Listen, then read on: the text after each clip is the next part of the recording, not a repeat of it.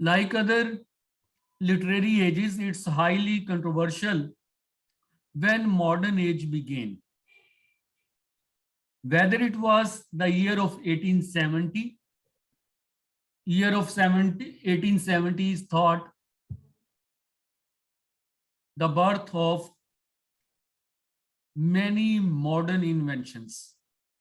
1870 is the year of Franco-Prussian War.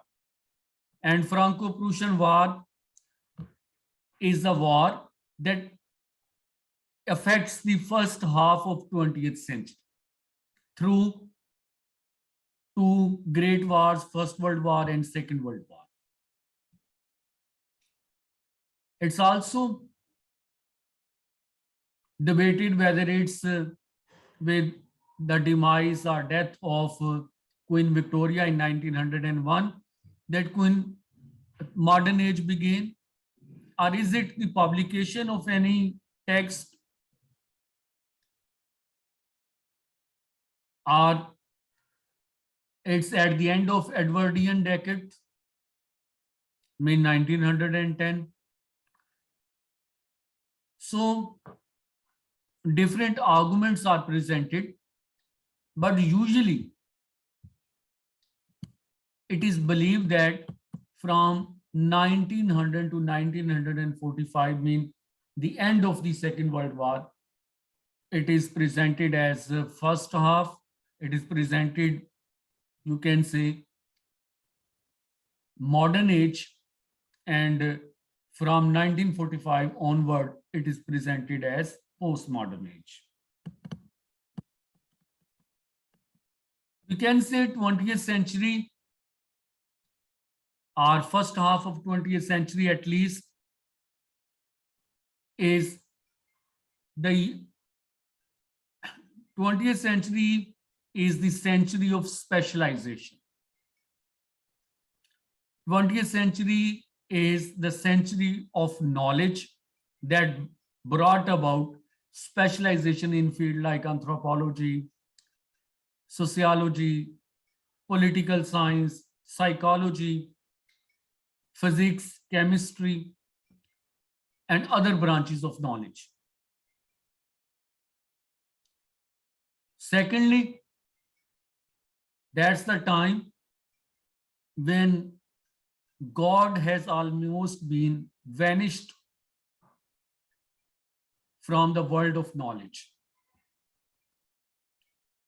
Through different challenges to God, challenge of Charles Darwin, who presented the theory of evolution and challenged the creation of God or God as creator.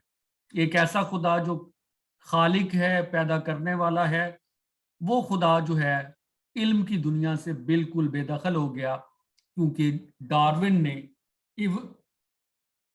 अपनी book Origin of Species, though it was published in 1859, that was dominantly Victorian era, but its real impact was seen in 20th century, when the biological sciences were developed on the principle that there is evolution. Second challenge was from Marx, who interpreted history on materialist terms and claimed that the whole history is basically a conflict of the rich and the poor, or haves and have-nots, on the basis of matter or material resources. Karl Marx, who joined two school of thought, yani French materialism and Hegelian dialectics, he claimed that basic reality is material reality, and material reality creates this class distinction in society, and society is distributed into proletariat or poor working class, bourgeois, middle class, and elite class. Bourgeois serve the elite class through their managerial power, social norms, standards, and working class or proletariat class that is suppressed. Marx claimed that religion is an opium of the people and there is no God at all, and only religion is used to betray the people, mislead the people, keep them in ignorance और keep status को. मुआशरे में इनकलाब को रोकने के लिए और स्टेटस को कायम रखने के लिए मार्क्स के ख्याल में मजहब और खुदा का सहारा लिया जाता है. So second challenge to God was from Karl Marx. Third challenge to God was, I can say, that was from anthropology. There were many anthropologists who were working, and we see its culmination through Claude Lévi-Strauss, who presented structuralist anthropology and provided reliable evidence of human history. But one domain of anthropology, I can say, that was a grand work written in Victorian age, The Golden Bough. Urdu में इसका तर्जमा शाहीन ज़रीन के नाम से किया गया. That was a book by James Fraser, and that's actually study of our anthropological study of religion. That actually documented how religion grew, how religion developed, what type of religion exists across different parts of the world. Such a comprehensive study of religion was conducted neither before James Fraser nor after James Fraser. अब तकरीबन इस बात को 125 साल से ज्यादा time गुजर चुका है, बल्कि 150 साल होने वाला है, लेकिन जेम्स फ्रेजर जैसी द गोल्डन बुक किसी और राइटर ने दुनिया के किसी भी खित्ते में नहीं लिखी, किसी भी जबान. And that was a realization that we cannot trust on religion or religious narrative for the sake of knowledge. Next challenge to God, that was from a philosopher, I mean Friedrich Nietzsche, who raised the slogan, God is dead.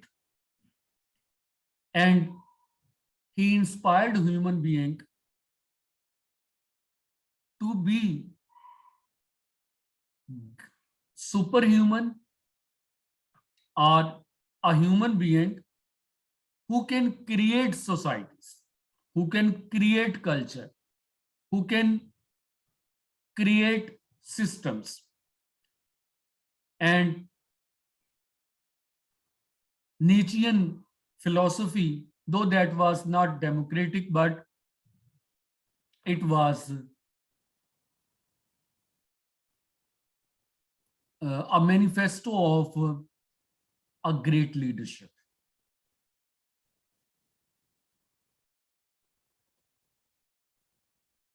He interpreted whole human history, conflict between two system, we can say. One is control, other is freedom. One is represented by Apollo god and other is represented by Dionysius. And he emphasized an amorphous reality rather than controlled reality. Next was the pioneer of psychology, I mean Sigmund Freud, who shattered the human fantasies about morality, about childhood, about so-called innocence, and he exposed subconscious part of human self. He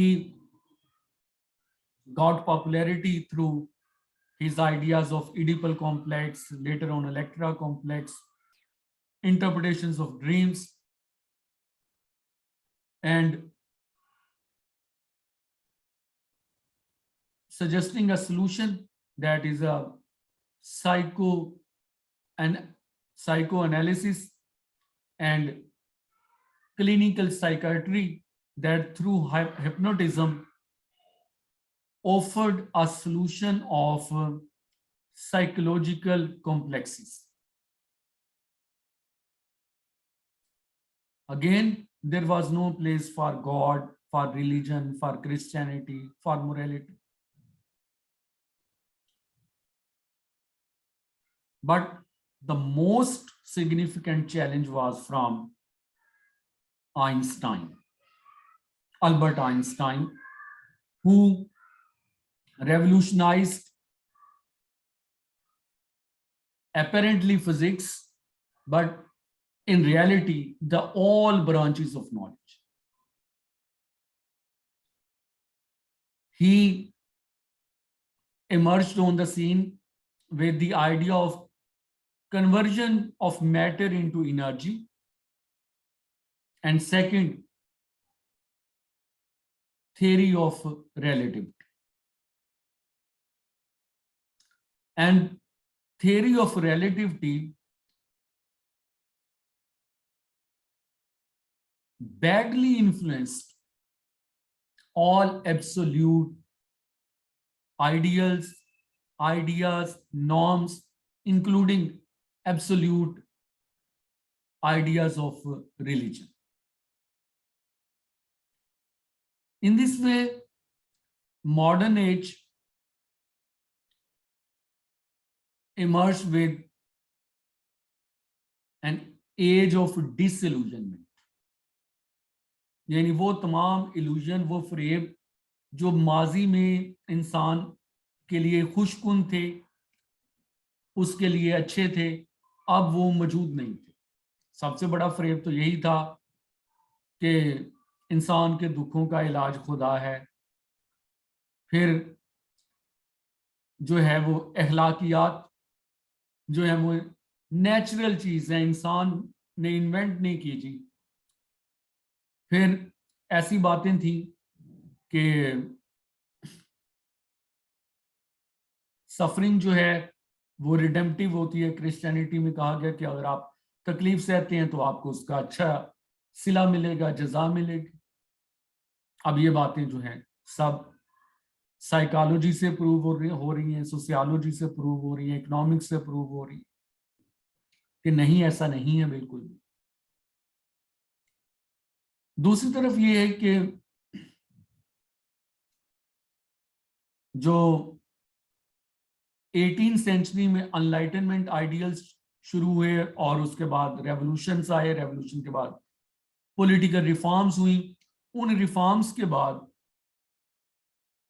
जो है democratic norms पूरी दुनिया में acceptance हासिल कर रही। After Franco Prussian war we can say the most privileged system of governance is democracy.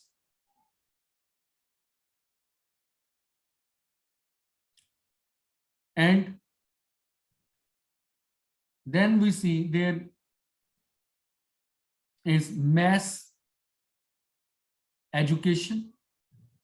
पहले तो पब्लिक एजुकेशन का कॉन्सेप्ट नहीं था, सो डेमोक्रेसी के साथ पब्लिक एजुकेशन का कॉन्सेप्ट आया। जब पब्लिक एजुकेशन का कॉन्सेप्ट आया कि पूरे अवाम को ही तालीम दे, इससे पहले अवाम की तालीम का तस्वर नहीं था, क्योंकि अगला सवाल तो यही था कि अवाम ने पढ़ के करना क्या है, लोगों ने पढ़ के करना क्या है। और पहले तो इस तरह से ही था कि जरूरत के मुताबिक हर चीज जो है वो होनी चाहिए। ये रॉयल्स हैं, मतलब शाही खानदान है, इन्होंने चूंकि हुकूमत करनी होती है तो इनको हुकूमत करने के तमाम गुर सिखाए जाएं, वो इनका इल्म वो है। इन्हें लोगों और माशरों से निपटने के लिए जो मजहब की मालूमात हैं, जो माशरे की मालूमात हैं, वो सिखाई जाए। इनको तलवार चलाना सिखाया जाए और इनको जो है वो घुड़सवारी और जितनी भी वो तमाम चीजें जो एक हुक्मरान को इंतजाम चलाने के लिए जरूरी है वो सिखाई जाए। फिर हुकूमती मशीनरी के लिए जो कल पुर्जे हैं, मुख्तलिफ किस्म के मुंशी और क्लर्क हैं, उनको उनकी जरूरत के मुताबिक तालीम दी जाए। क्योंकि शाही खानदान को तालीम देने के लिए उस्तादों की जरूरत पड़ती है, तो एक जो है वो सेगमेंट रहा कि जो ये तालीम देने वाले मुअल्लिम जो है और तालीक जो है वो ये काम करते रहेंगे। फिर रिलीजियस एजुकेशन जी तबलीग मजहब की होनी चाहिए, तो उसके लिए पादरी वगैरह होनी चाहिए, वो मजहबी तालीम हासिल करके आगे फैला देते थे। लेकिन किसानों को पढ़ने की क्या जरूरत है? ये अगर उन्होंने पढ़ेंगे तो काम कौन करेगा? तो ये कॉन्सेप्ट इस तरह से आगे चल रहे थे। लेकिन डेमोक्रेटिक सिस्टम ने जब ये क्लेम किया कि there is equality of citizen and for equality of citizen they should be treated equally and certain privilege were offered. One was education and mass education, सब लोगों को तालीम दी जाए। and for that purpose there were, you can say, schools and universities, and they, in not only in European nations but wherever European nations entered as colonizer, they brought with them mass education. उन्होंने वहां जाके ये तालीम देने का ये सिलसिला शुरू कर। जब तालीम आ गई तो तालीम अब कौन लोग हासिल कर रहे हैं? टॉम डिक हैरी, हर एरा गैरा जो है वो तालीम हासिल कर रहा है। इससे पहले ये था कि एजुकेशन जो है वो एक तो ये कि सबको एक जैसी एजुकेशन नहीं दे जाए। वैसे सच बात तो ये कि आज भी एजुकेशन हमेशा सबको एक जैसी नहीं दी जाती, और दुनिया के डेमोक्रेटिक कंट्रीज में भी नहीं दी जाती। रूलर्स के लिए हमेशा अलहदा एजुकेशन होती है, जो क्या आगे क्लासेस बनी होती हैं, पुअर क्लासेस के लिए अलहदा एजुकेशन है और रिच क्लासेस के लिए अलहदा एजुकेशन है। तो वो हम उस बहस में अभी नहीं पढ़ते, लेकिन कम से कम डेमोक्रेटिक सेटअप में ये क्लेम किया गया है कि जी सबके लिए हमने एक जैसी तालीम रखी। And for that purpose they have taken help for printing press. बहुत ही ज्यादा जो है वो बुक्स और कोई भी प्रिंटेड मटेरियल जो है वो पब्लिश 20th सेंचुरी और आई थिंक उसके बाद 21st सेंचुरी ये रिकॉर्ड होगी कि जितनी पब्लिकेशंस इसमें हुई। और उसकी वजह से पहले ये था कि art and culture that was privilege of aristocratic class, and no, it was in excess of those who could read and write, mean common people. There is a term of low bro, वो ज्यादा बारीकियों में नहीं पढ़ते थे।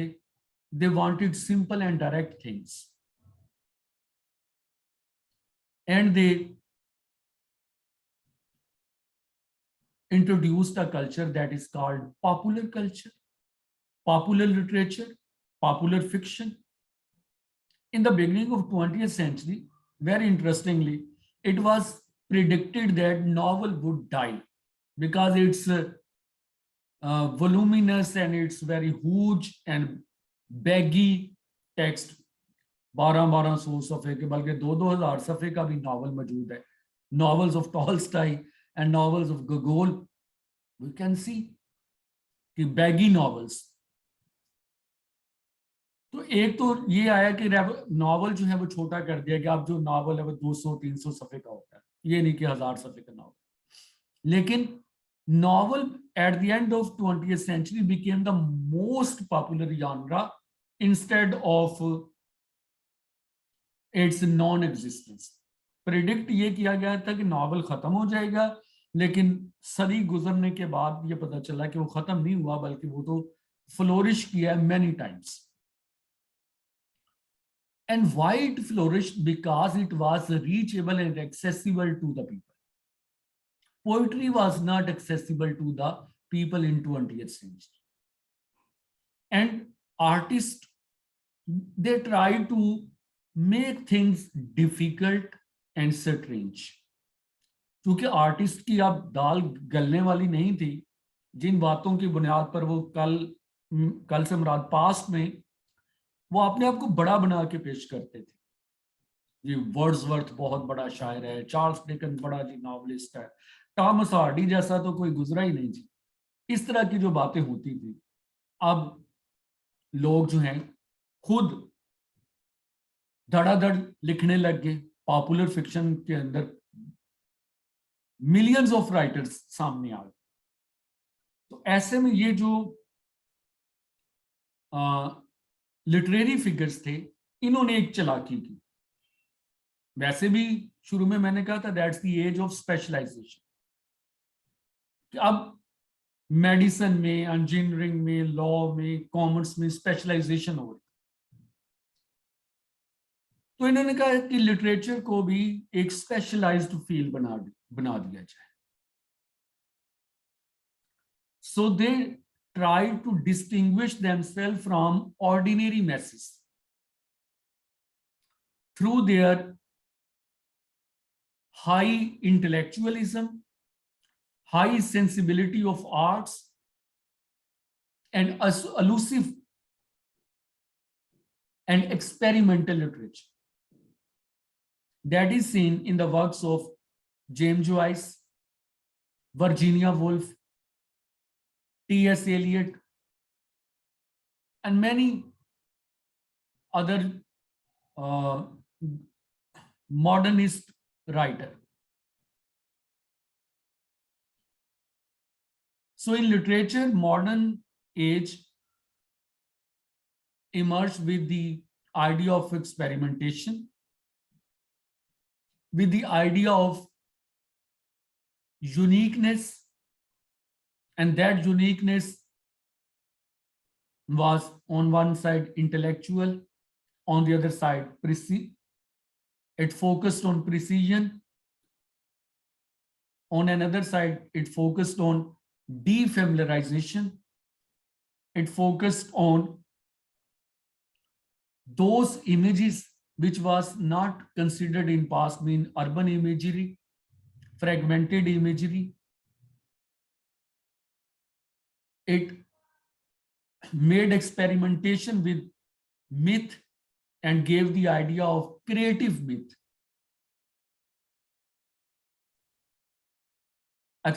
Made experimentation with form of poetry like free verse or highly experimental poetry of E. Cummings, drama of you can say anti-Aristotelian tradition, I mean drama of Bertolt Brecht, drama of precision, that is the drama of Samuel Beckett and his Theatre of the Absurd. In novel, they brought the idea of stream of consciousness novel, later on symbolic novel, and exotic novel. In theory and criticism, they paid attention to language and not only linguistics as a legitimate branch of knowledge emerged, but they also produced a culture of theory. Initially through phenomenology and structuralism, afterwards psychoanalysis, and different political ideas like feminism, Marxism, and ethnic studies. So modern age, we can say that's the age of knowledge, that's the age of specialization, that's the age of high modernist practices of literary writers like James Joyce, W.H. Auden, W.B. Yeats, T.S. Eliot, Ezra Pound, and dramatists like Bertolt Brecht, Eugene O'Neill,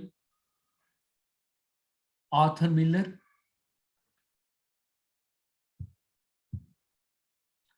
Tennessee Williams, and George Bernard Shaw, and Irish dramatist J.M. Synge, Sean O'Casey, Brian O'Friel, and others.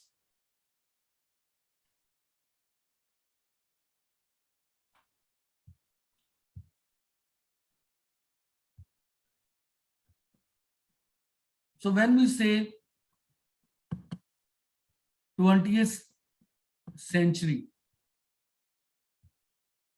its first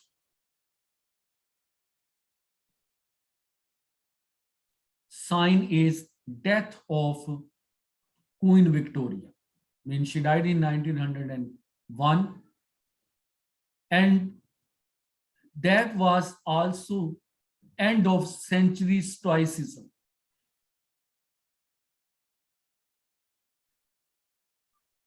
And there was a growing pessimism among writers, intellectuals.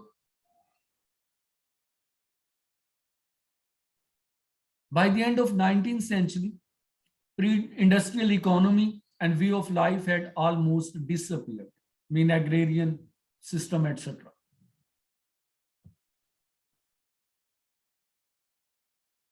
Dominant population of England lived in urban areas instead of rural areas.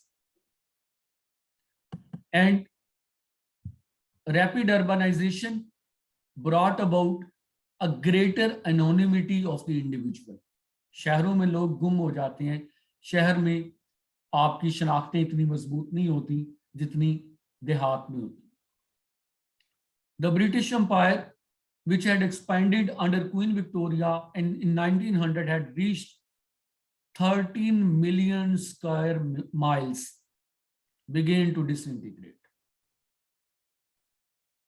यानी एक time ये था कि umpire जो है वो बढ़ती जा रही थी, और अब वो टाइम शुरू हुआ है जब अंपायर जो है उसको चैलेंज मिलना शुरू. वैसे तो दुनिया की हर अंपायर की हिस्ट्री यही है कि उसके पास दो ही वर्ड थे, एक राइज और एक फॉल. अंपायर जो है वो किसी पॉइंट पर रुकती नहीं है कि हम कहें कि ये यहाँ पे आके जो है वो स्टैटिक हो गई. इन्होंने जनाब जैसे यहाँ है कि 13 मिलियन स्क्वायर माइल्स जो है ये एरिया था ब्रिटिश अंपायर का, तो हम ये कहें कि जी 13 मिलियन की बजाय हम कह सकते हैं कि 113 मिलियन स्क्वायर माइल्स भी किसी के पास आए और उसके बाद वो जो है वो स्टेबल हो जाए, ये नहीं होता. अंपायर ईदर इंक्रीज, राइज और empire decline. British Empire, that was definitely the result of its colonial design. It began to disintegrate and its first challenge was the Boer War. इससे पहले तो ब्रिटिश एम्पायर को challenge ही कोई नहीं मिला था, जहां जाते थे खुद ही वो कहते थे आए जनाब हम तो पहले तैयार बैठे हैं आपको आपके साथ शामिल होने के लिए। हमारी अपनी इंडियन हिस्ट्री इसकी एग्जाम्पल है कि इंडिया को अंग्रेजों ने फतह नहीं किया, उन्हें जरूरत ही नहीं पड़ी इसको फतह करने की। The bore war was fought by the British to establish control over the Boer republics in South Africa, marked the beginning of rebellion against British imperialism. So first challenge was from the Boer War. Boer actually is a word for the Dutch, and Dutch are the people of Netherlands or Holland के लोगों को कहते हैं. War was fought between Holland and England, but at the soil of South Africa.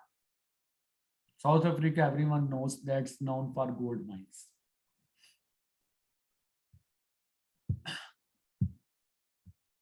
It became a British colony, but there was a competitor, and that competitor was not the Bantu tribes of Africa, which got popularity in the second half of 20th century through the character of Nelson Mandela. But in first half, they were nothing. Actually, war was between the Boer or Dutch and the Englishmen. The British won, but it was a hollow victory, and war inspired other colonies to rebel. यानी ये जो पहला जो challenge है bore वार का, उसको इसलिए mention किया जाता है कि इसके बाद बाकियों को भी थोड़ा बहुत हिम्मत मिली कि हम भी कुछ कर सकते हैं। महात्मा गांधी के करियर का आगाज साउथ अफ्रीका से ही हुआ। क्यों हुआ वो भी सोचने की बात। Liberal believes in gradual transition to a better world began to be questioned. Mass destruction of First World War led many towards more extreme affiliation. यानी ब्रिटिश अंपायर मौजूद थी, उसके बैनर तले ही फर्स्ट वर्ल्ड वॉर हुई, and in first world war Britain and its allies defeated Germany and its supporters. But it caused a heavy loss for Britain and the British Empire. And after destruction of First World War, there were attraction for fascism. I mean, Mussolini in Italy, General Franco in Spain, and Hitler in Germany, and Marxism in Russia and somehow in China got attraction for intellectuals and workers of Britain society during 30s.